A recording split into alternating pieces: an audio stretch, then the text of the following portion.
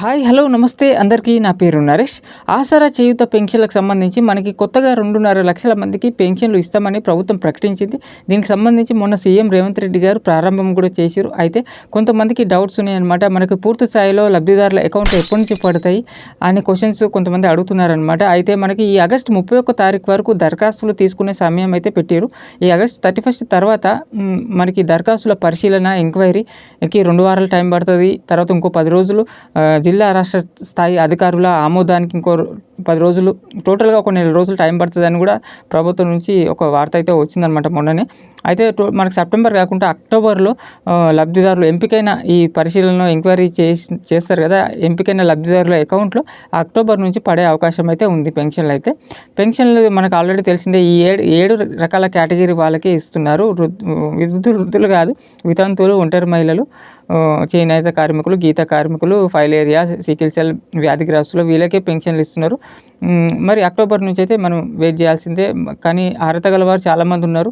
కానీ 2 లక్షల వారికి, 2.5 లక్షల వరకు ఇస్తామంటున్నారు. ముఖ్యంగా వృద్ధులు అయితే చాలామంది ముసలి వాళ్ళైతే పెన్షన్ల కోసం చాలా సంవత్సరాల నుంచి ఎదురు చూస్తున్నారు. చాలా సంవత్సరాలు అంటే 4 సంవత్సరాల నుంచి.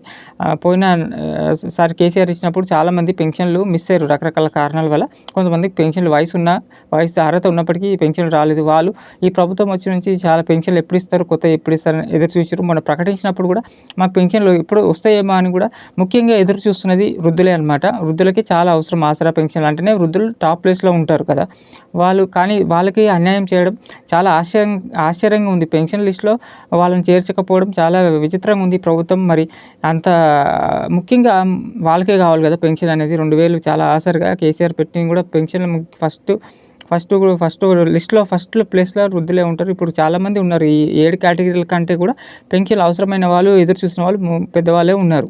కానీ చాలా అన్యాయం. చాలామంది అడుగుతున్నారు. ఇంకా పెన్షన్లు ఆశతోనే ఉన్నారు. పెన్షన్లు ప్రకటించారు, మాకు వస్తాయేమని కూడా వాళ్ళకి నిజాలు కొంతమందికి తెలియకుండా ఆశపడుతున్నారు. కానీ ఇది అన్యాయం. దీనిపైన ప్రభుత్వం ఇంకో ప్రకటన ఏదైనా చేస్తే ఇంకో విడతలో ఇస్తామని చెప్పలేదు. అలాంటిది ఏమైనా ప్రకటిస్తే బాగుంటుంది.